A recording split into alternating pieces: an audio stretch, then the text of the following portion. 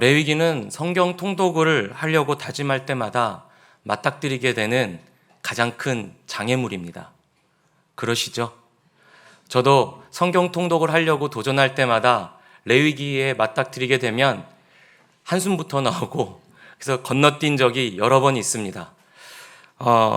레위기 이름 자체만으로도 뭔가 좀 꽉 막힌 것 같고 답답한 느낌이 들지 않습니까? 게다가 이 레위기는 처음부터 끝까지 하나님께서 세세하게 그 율법을 말씀하시기 때문에 정말 한 5분 정도만 읽으면 더 이상 읽지 못할 것 같은 그런 빡빡한 느낌이 들곤 합니다. 차라리 성경책에 큰 그림 사파라도 있었으면 참 좋으련만 하는 생각이 간절하게 하는 책이 바로 레위기인 것 같습니다. 그런데 제가 이 레위기에 대해서 생각이 바뀐 계기가 있었습니다. 신학교 1학년 때인데요. 그 구약 수업을 들을 때입니다. 그 교수님께서 이제 미국에서 교수로 재직하시다가 오셔서 일단은 그 한국말보다는 영어를 더 많이 쓰시고요. 그리고 그 수업 시간이 그 저녁 먹고 난 바로 다음 시간입니다. 그러니까 좀 학생들이 몽롱할 때이죠. 근데 이제 영어와 한국말을 섞어 하시면서 굉장히 빠른 스피드로 신나게 말씀을 하십니다. 그러면서 히브리어로 가르치시죠. 그리고 또 뭐 아카드어까지 거슬러 가시면서 이 어원이 어떻다 하시면서 이렇게 열정적으로 가르치셨습니다.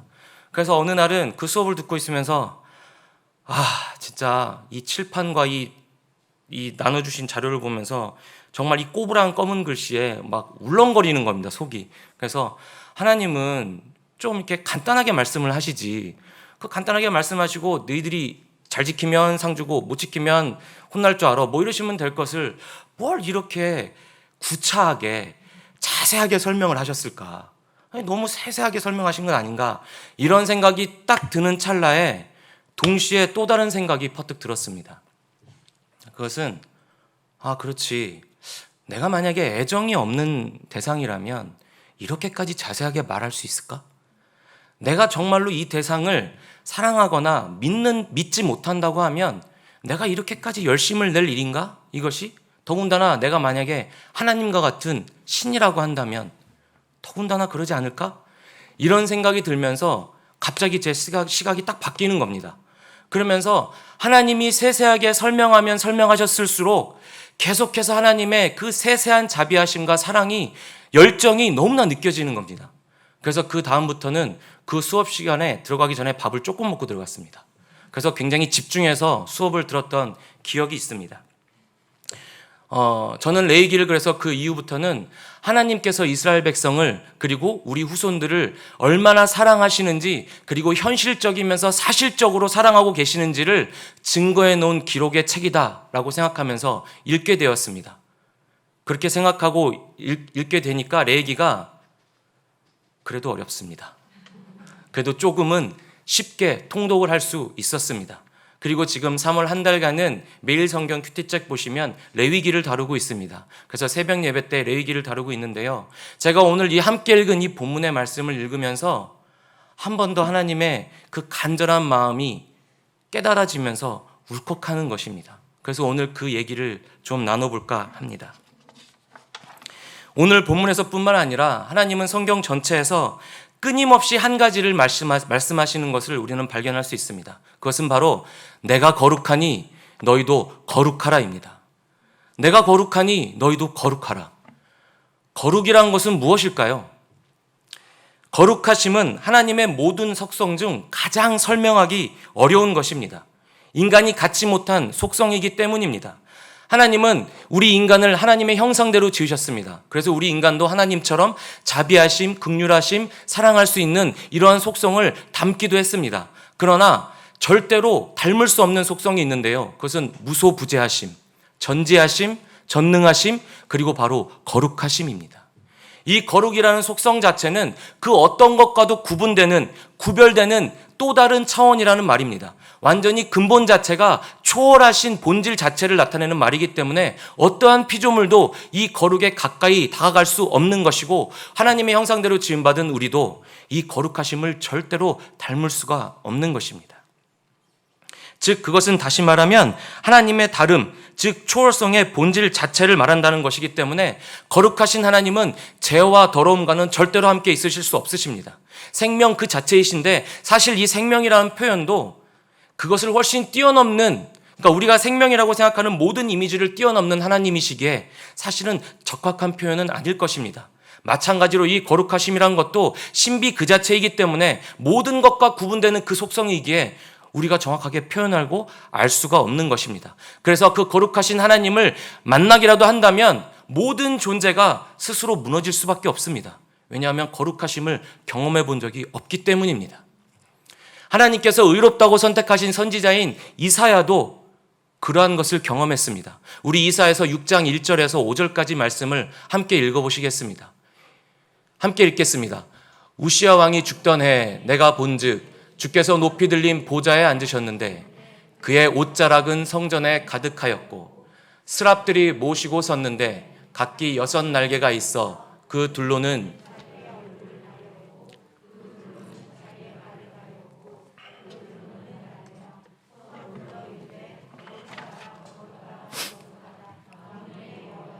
그의 영광이 온 땅에 충만하도다 하더라. 이같이 화답하는 자의 소리로 말미암아 문지방의 터가 요동하며 성전의 연기가 충만한지라. 그때 내가 말하되 화로다 나여 망하게 되었도다. 나는 입술이 부정한 사람이요 나는 입술이 부정한 백성 중에 거주하면서 만군의 여호와이신 왕을 배웠음이로다 하였더라. 이게 무슨 내용이냐면 하나님께서 의롭다고 선택하신 선지자인 그 이사야조차도 거룩하신 하나님의 임재 앞에서 결국은 내가 나의 죄로 망하게 되었구나, 내가 죽게 되었구나 라고 절망하고 있는 장면입니다. 이사야뿐만입니까? 하나님을 곁에서 보좌하고 있는 스랍들, 곧 천사들을 말합니다. 이 천사들도 하나님의 거룩하신 임재 앞에서는 그 경외하심에 무릎 꿇을 수밖에 없어서 6날개 중에 2날개로는 얼굴을 가리고 2날개로는 다리를 가리고 있는 것입니다. 왜냐하면 하나님의 거룩하신 임재 앞에서는 자신들조차도 무가치하다고 여기기 때문이죠. 하나님의 경외하심 앞에서 자신들의 몸을 최대한 가리는 모습을 우리가 지금 성경을 통해서 확인할 수 있었습니다. 이 순수하고 하나님을 곁에서 보좌하고 있는 천사들도 하나님의 거룩하심 앞에서 이렇게 자신을 가리면서 경외하심으로 나간다고 한다면 죄와 더러움에 가득 쌓인 우리 인간들은 도대체 하나님께 나가려면 어느 정도의 경외하심으로 나갈 수 있을까요? 어떠한 존재도 하나님께 나아갈 수가 없는 것입니다. 그리고 또 한편으로는 천사들이 이렇게 보인 하나님을 향한 그 경외심을 비교해 보면 우리는 그동안 하나님께 나아갈 때 정말 무지하고 불손함으로 너무나 쉽게 나갔음을 우리가 알고 있습니다. 그런데 여기서 또 한 번 우리가 그 은혜에 감격할 수 있는 것은 바로 예수 그리스도를 통해서 천사들도 갖지 못한 특권을 우리는 누리고 있다는 것이죠. 바로 우리는 예수 그리스도를 통해서 하나님이 우리를 의롭다고 여기시기 때문에 거룩하신 하나님의 임재 앞에 우리는 언제든지 자녀된 신분으로 나갈 수 있는 것입니다. 이것이 얼마나 놀라운 은혜입니까? 결국 하나님은 천사들보다도 우리를 더 높은 존재로 여기시는 것입니다. 로마서 8장 38절 39절의 말씀이 연관되지 않습니까? 죽음이나 생명이나 그 어떠한 하늘의 권세도 우리 주 예수 그리스도 안에 있는 하나님의 그 사랑 안에서 끊어낼 수가 없느니라고 말씀하신 그 말씀이 연상되는 이 본문입니다. 이러한 하나님의 거룩하심은 이 세상이 절대로 담을 수 없는 궁극의 순수이자 성결이자 생명 그 자체의 구분됨입니다. 그래서 출애굽기 마지막 장면인 40장 35절에서도 이스라엘을 대표하는 그 모세가 성막 위에 내려온 하나님의 그 구름과 성막 안에 가득한 하나님의 영광의 광채에 나아갈 수 없다고 기록되어 있습니다. 하나님의 거룩하신 임재 앞에 자신이 죄인이라는 것을 너무나 느껴지기 때문에 무너짐으로 나아갈 수가 없었던 것이죠. 제가 이 느낌에 조금 비슷한 경험을 해봤습니다. 혹시 그랜드 캐년 가보셨습니까? 미국에 있는 그랜드 캐년 혹시 가보셨습니까? 아니면 정말 장엄한 어떤 큰 자연 앞에 홀로 서보신 적 있으십니까? 제가 강력하게 권해드립니다. 그랜드 캐년을 꼭 한번 가보시기 바랍니다. 저는 30대 초반에 빚을 내서 갔습니다. 그냥 무모하게 갔는데요. 누가 하나님이 어디 계시냐고 묻거든 그랜드 캐년에 계시다고 말씀하시면 됩니다. 거기 가시면 하나님을 만나실 수 있습니다.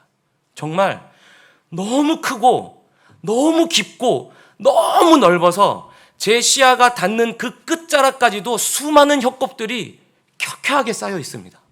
정말 저는 살면서 그런 류의 두려움은 처음 겪어봤습니다. 너무 무섭더라고요. 그래서 다리가 후들거려서 정말 그 앞에 주저앉았습니다. 그러면서 그 순간 무슨 생각이 드는지 아십니까? 아, 내가 잘못 살았구나. 나라는 존재는 정말 이렇게 하찮구나. 그러면서 이상하게 저의 지은 죄들이 떠오르면서 하나님께 회개하게 되는 겁니다. 그 장엄한 자연 앞에서요. 왜냐하면 이 자연을 바라보니 하나님이 하시지 않고서는 이것은 말이 안 된다는 것을 스스로 깨닫게 되기 때문입니다. 본능이 알아차리게 되는 것입니다. 그래서 그때 찬양이 떠오르더라고요. 주님의 높고 위대하심을, 아, 그렇구나. 이 찬양을 지은 사람은 나와 똑같이 어디에선가 하나님의 그 놀라운 능력을 경험했기 때문에 이 찬양을 썼구나라는 생각이 공감이 되면서 주님의 높고 위대하심을 내 영혼이 찬양하네. 이 찬양이 그냥 나오는데 눈물이 나는 겁니다. 저는 살면서 그런 경험 처음 해봤습니다. 하나님을 그때 또 만났습니다. 꼭 가보시기 바랍니다. 이런 것과 비슷한 것일까요? 이사야와 모세는 동일하게 지금 고백하고 있습니다. 하나님의 그 거룩하심 앞에서 스스로가 죄인됨을 깨닫게 되면서 하나님의 그 거룩하신 임재 앞에서 망했다, 죽을 수밖에 없겠구나라는 생각에 하나님께 나아가지 못하는 것을 경험하게 되는 것이죠. 하나님의 거룩하심 앞에 온전히 압도된 모습을 보여주고 있습니다. 하나님은 이런 분이십니다. 그런데 이런 하나님께서, 거룩하신 하나님께서 절대로 어떤 존재와도 함께 하실 수 없는 하나님께서 구약의 이스라엘에게 끊임없이 뭐라고 하고 계십니까? 내가 거룩하니 너희도 거룩하라. 내가 거룩하니 너희도 거룩하라. 이것은 단순한 명령이 아닙니다. 끊임없이 이렇게 말씀하시는 것은 하나님은 진짜로 그렇게 믿고 계시다는 것입니다. 출애굽기에서, 레위기에서, 민수기에서, 신명기에서, 시편에서, 에스라서에서, 스가랴에서, 느헤미야에서, 예레미야에서, 요한계시록에 이르기까지 끊임없이 이렇게 말씀하십니다. 내가 거룩하니 너희도 거룩해라. 이것은 우리가 거룩해질 수 있다고 하나님이 믿고 계시다는 것입니다. 이게 이해가 되십니까? 저는 여기서 무너졌습니다. 아니, 하나님이 어떻게 이러실 수가 있지? 아담과 하와를 만드셨는데 그 아담과 하와가 배신한 걸 경험하셨습니다. 수많은 이스라엘 백성을 구출해 내셨는데 그들이 하나님께 수도 없이 배신하고 죄를 짓는 걸 경험하셨습니다. 인간의 속성에 죄가 자리 잡고 있음을 누구보다 잘 아시는 하나님께서 우리가 거룩해질 수 있다고 믿고 계시다는 것입니다. 그러니 끊임없이 이렇게 말씀하시는 것이죠. 내가 거룩하니 너희도 거룩해라. 참 저는 성경을 볼 때마다 이해가 안 될 때가 너무나 많습니다. 하나님이 정말로 필요한 게 없으신 전능하신 분이신데 그 충만함 자체이신 분께서 우리를 너무나 사랑하셔서 자신을 스스로 제한하셔서 우리를 만드셨는데 거기다가 더불어서 우리가 거룩할 수 있다고 믿고 계시면서 끊임없이 이렇게 몸부림치시면서 말씀하시다니요. 거룩할 수 있다. 그러니 너희가 거룩해졌으면 좋겠다. 이렇게 말씀하시는 게 잘 이해가 되지 않습니다. 이것은 하나님께서 이스라엘 백성을 향한, 그리고 우리를 향한 강력한 하나님의 마음이자 믿음인 것입니다. 그리고 오늘 우리가 함께 읽은 이 레위기는 바로 그 하나님의 믿음을 담고 있는 책입니다.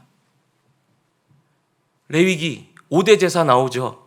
번제, 그 다음에 소제, 화목제, 속죄제, 속건제 5대 대표적인 제사가 나옵니다.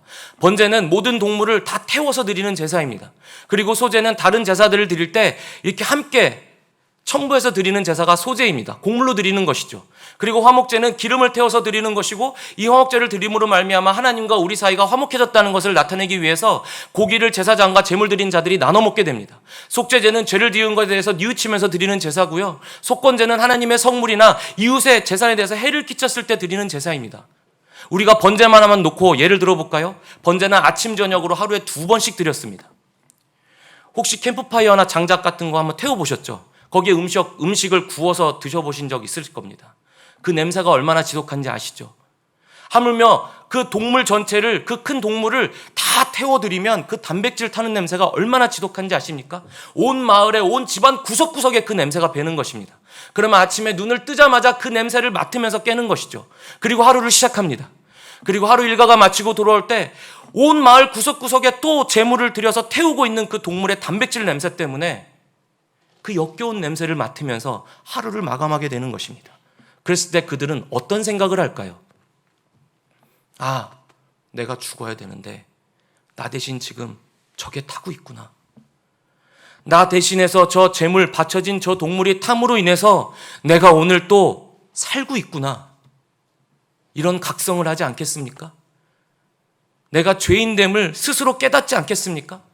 번제만 하루에 2번씩 드려도 하나님이 내 삶에 개입하시고 하나님이 나를 구원하셨다는 것을 깨달을 수밖에 없는데, 하물며 레위기의 모든 세세한 성결법들이나 절기들을 지키게 되면 하나님께서 우리의 삶의 모든 환경 가운데, 세세한 상황 가운데 개입하시지 않을 수가 없는 것입니다. 그래서 이들은 모든 환경 가운데서도 하나님을 경험할 수밖에 없는 것이죠. 하나님이 내 삶에 이렇게 개입하고 계시다는 것을 경험할 수밖에 없는 것입니다. 그리고 이렇게 개입하고 계시는 하나님이 무리하게 요구하시지도 않습니다. 형편이 되는 자들은 흠없는 숫소를 드리면 되고, 그게 안 되면 양도 바쳐도 되고 염소를 바쳐도 되고, 그것도 안 되면 비둘기를 바쳐도 되고, 그것도 안 되면 곡물을 바쳐도 되는 것입니다.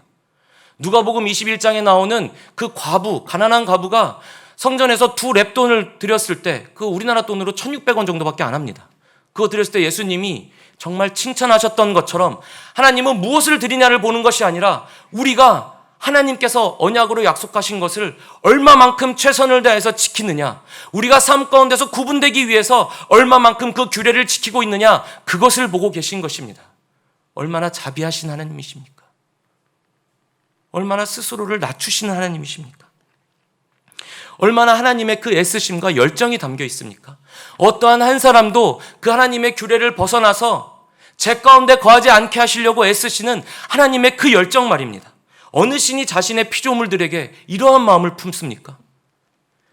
어떠한 신이 이렇게 그들의 피조물들에게 일일이 규례를 정해서 그 삶에 개입한단 말입니까? 더군다나 이 규례는 우리를 심판하기 위함이 아니라, 이스라엘 백성을 심판하기 위함이 아니라 그들을 삶의 어떠한 상황 가운데서도 죄로 인해서 하나님을 떠나지 못하도록 막으시는 역할을 하는 규례였습니다.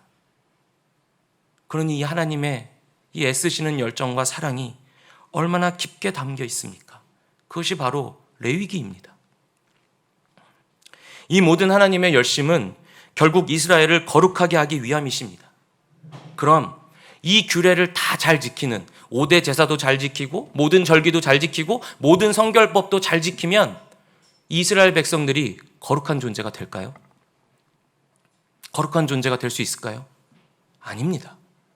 다시 한번 말씀드리지만 거룩하다는 것은 하나님의 고유한 속성입니다. 모든 것들과 구별되는 하나님의 유일한 속성, 초월적인 본질의 속성을 나타내는 것이 거룩하심이기 때문에 아무리 이스라엘 백성이 애를 쓴다고 한들 거룩한 존재가 될 수 없습니다.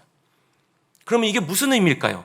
그것은 바로 하나님께서 너희들이 나의 규례를 지키면서 세상과 구분된 삶을 살기로 노력한다면은 내가 너희들을 거룩하다고 여기겠노라. 거룩하다고 내가 보겠다고 결심한다는 그 결정을 말씀하시는 것입니다.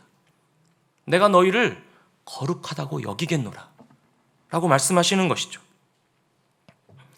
그러니 결국 레위기에 드러난 하나님의 마음은 하나님의 백성을 선택하시고 이들을 구분된 삶을 살게 하시어 거룩한 하나님과 함께 있게 하시겠다는 그 마음이 담겨 있는 것입니다. 이들은 결코 거룩한 하나님과 함께 할 수 있는 자격이 없지만 하나님이 약속을 하셨고 그 약속을 지키려고 한다면 하나님은 이들을 거룩하게 여기시겠다는 것입니다. 이게 얼마나 스스로를 낮추시는 행위이십니까?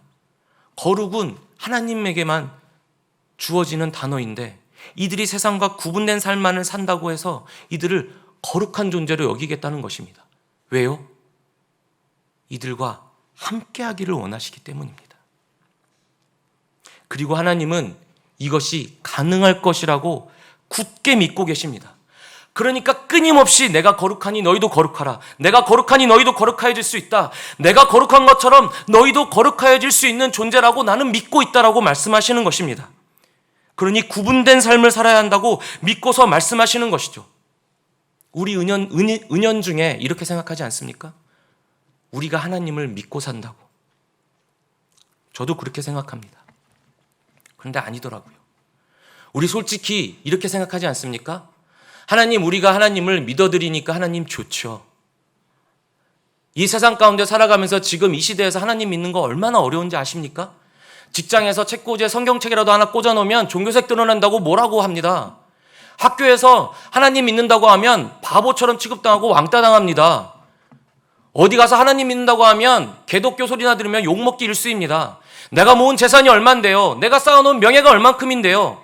내가 쌓아놓은 인맥이 얼만큼인데요? 나 같은 사람이 하나님을 믿고 있지 않습니까? 하나님, 제가 이렇게 믿어드리고 있으니 하나님도 내 삶을 책임져 주셔야 됩니다. 솔직히 그런 마음 한가운데 없습니까? 전 있더라고요. 제가 하나님을 어떻게 믿고 있는지 그거에만 주목해서 살아왔더라고요. 그런데 정말로 그렇게 생각하고 계시다면 저와 함께 반성하셨으면 좋겠습니다. 누가 누구를 믿고 있다고요?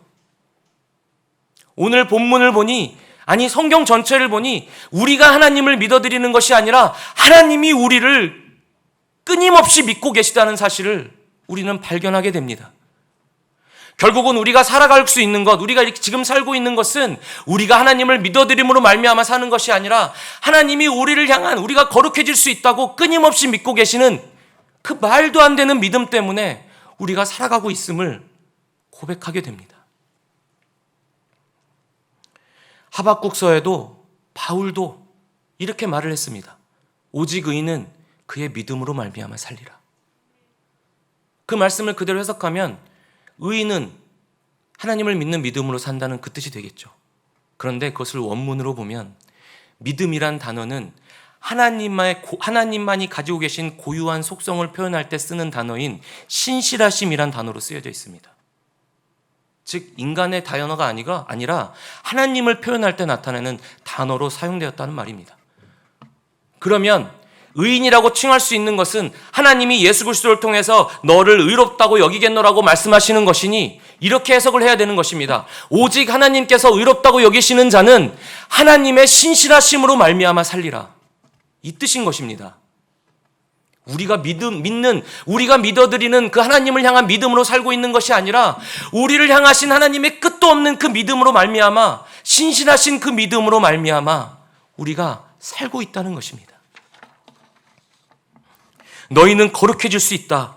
너희가 믿기만 하면 된다. 너희가 죄를 짓지 않을 거라고는 나는 생각지는 않는다. 다만 그저 나를 알고 믿는 것에 힘써주기만을 바랄 뿐이다. 세상과 구분된 삶을 살도록 내 백성으로 살았으면 좋겠다. 예수 그리스도를 통해 너에게 영원한 생명을 내가 줄 것이니 너희는 예수 그리스도를 믿고 구분된 삶을 살도록 애쓰기만 하면 된다. 우리가 그런 삶을 살 수 있을 거라고 믿으시는 하나님이십니다. 레위기 히브리 원어로 바이크라입니다. 바이크라.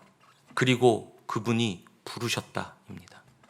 제가 말씀드렸지만 출애굽기 마지막 40장은 이스라엘을 대표하는 모세가 그 지은 죄로 말미암아 하나님의 거룩하신 영광의 임재 앞에 나아가지 못하는 것으로 끝납니다. 즉 다시 말하면 출애굽기 끝이 성막이 지어짐으로 하나님이 임재하심으로 해피엔딩으로 끝나는 것 같지만 하나님과 단절된 채로 끝나는 것이 바로 출애굽기입니다. 그런데 레위기 시작이 무엇이라고요? 바이크라.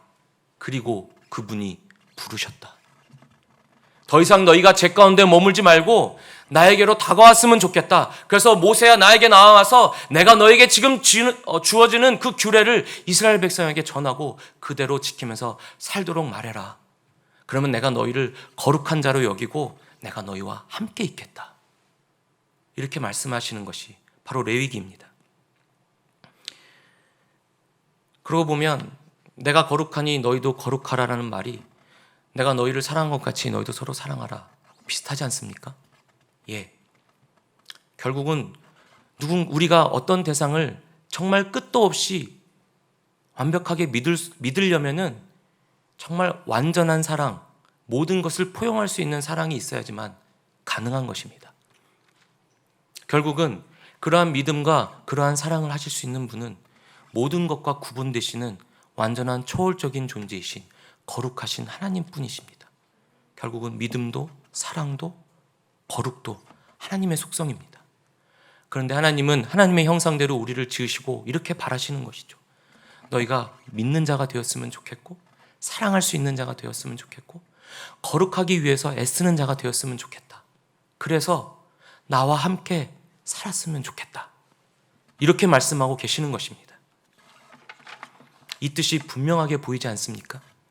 하나님은 태초부터 지금까지 앞으로도 이 후대에도 이게 가능하다고 생각하시고 큰 그림을 그리십니다.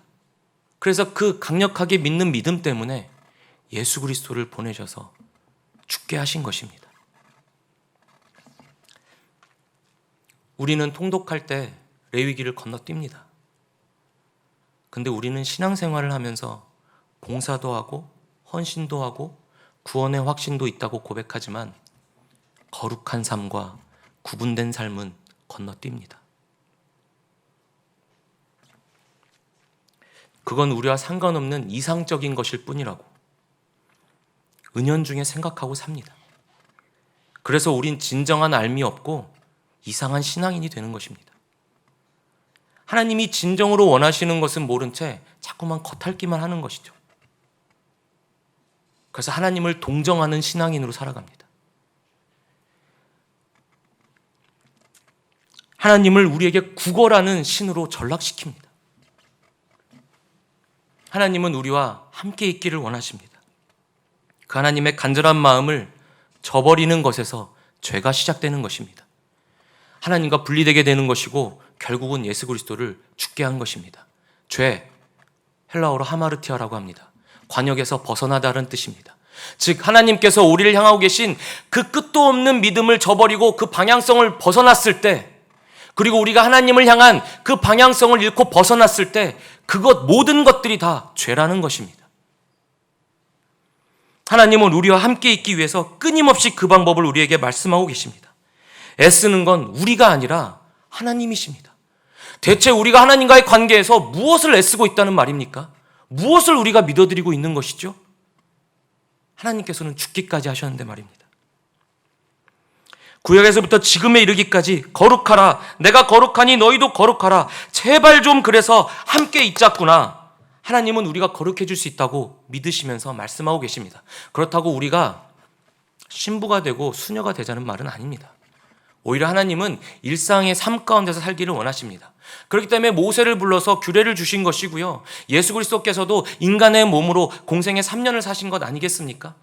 다만 우리가 일상의 삶을 살면서 하나님의 백성으로 구분된 삶을 살아내는 것을 하나님께서는 원하시는 것입니다. 하나님이 자신을 잊지 말고 나를 믿고 계심을 기억하며 구분된 삶을 살라는 것입니다. 하나님의 사람답게 말입니다. 그리고 그 구분된 삶을 위해서 우리가 진정으로 애를 쓴다면 오히려 일상 가운데에서 말씀을 보지 않을 수가 없습니다. 기도를 안 할 수가 없습니다. 왜냐하면 이 세상 가운데서 맞닥뜨리는 모든 문제에서 우리가 구분되기가 너무 어렵기 때문입니다. 그래서 우리는 성경을 봐야만 하는 것이고 끊임없이 기도로 간구하면서 하나님의 뜻을 물어야 되고 하나님과 교제를 해야 되는 것입니다. 기도는 하나님과 교제하는 것입니다. 하나님께 아뢰고 묻는 것이죠. 답을 듣는 것입니다. 토로하는 것입니다.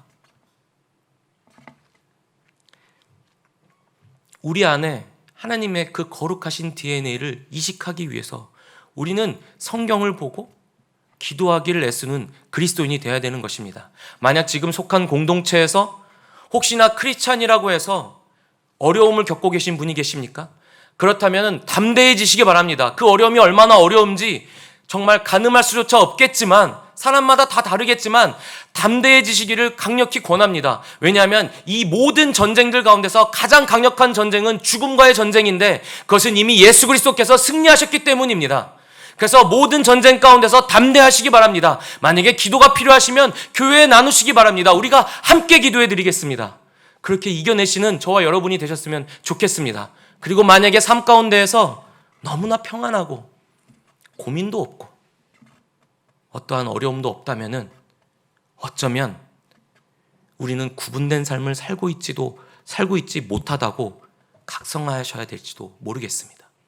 그럴 때는 빨리 깨우쳐서 하나님 앞으로 나아가시기 바랍니다. 이건 우리만이 갖고 있는 특권입니다. 바라기는 하나님의 우리를 향한 그 믿음을 저버리지 않는 그리스도인이 되기를 간절히 소망합니다. 사실 오늘의 이 설교는 준비하면서 하나부터 열까지 철저하게 저를 향한 말씀이었습니다. 저는 진짜 제가 하나님을 믿고 있다는 사실에만 집중하며 살아왔지 하나님이 저를 믿고 계시다는 사실을 생각해 본 적이 별로 없는 것 같습니다. 너무 놀랐습니다. 아니, 하나님이, 내가 나를 아는데, 내가 믿을 구석이 전혀 없는데 하나님이 나를 이렇게 믿고 계시다고? 그래서 믿고 계시기 때문에 포기하지 않으시기 때문에 계속해서 거룩해져라, 거룩해져라, 거룩해질 수 있다라고 말씀하고 계시다는 것을 이번에 알았습니다. 그런데 돌이켜보면 제가 참 어리석은 것이죠. 우리의 삶을 보면, 저의 삶을 보면 정말 죄도 너무나 많이 짓고 수많은 선택의 길에 놓였을 때 하나님을 배신했던 적이 한두 번이 아님에도 불구하고 저 지금 여기 있지 않습니까? 죽지 않고 여기 있습니다. 그렇다면 하나님이 나를 믿지 않으셨다면 이미 저는 없어졌겠죠. 근데 제가 거룩해질 수 있다고, 제가 하나님께 나아갈 수 있다고 믿으시는 그 하나님의 믿음 때문에 제가 여기에 살아있다는 것을 깨닫게 되었습니다. 참으로 하나님은 너무나 낮아지십니다. 우리가 뭐라고 그렇게까지 낮아지시는지 모르겠습니다. 정말 나를 위해서 죽기까지, 나를 믿는 것을, 나를 믿기 위해서, 그리고 사랑하시기 위해서 죽음까지도 행하시는, 낮아지기에 주저하지 않으시는 그 하나님을 깨닫게 되었습니다. 어느 신이 이렇게 낮아집니까? 모든 신들은 자신이 높아지기에 급급할 뿐입니다. 가짜이기 때문입니다. 유일하신 하나님만이 자신이 사랑하시는 우리를 위해서 죽기까지 우리를 믿으시고 사랑하실 수 있는 분이십니다. 그렇게 낮아지기를 주저하지 않으시는 분이십니다. 그렇기 때문에 우리가 그런 하나님을 높여드렸으면 좋겠습니다. 우리 하나님을 가장 높여드렸으면 좋겠습니다. 낮아지기를 주저하지 않으시는 하나님을 우리가 더욱더 경외하고 높여드리고 자랑스러워했으면 좋겠습니다. 하나님이 우리를 너무 사랑하시어 스스로 겸손해지시는 것을 더 이상 세상이 조롱하고 격화시키지 못하도록 우리 그리스도인이 하나님의 영광을 위해서 살아갔으면 좋겠습니다. 할렐루야, 할렐루야. 우리 함께 찬양하시겠습니다.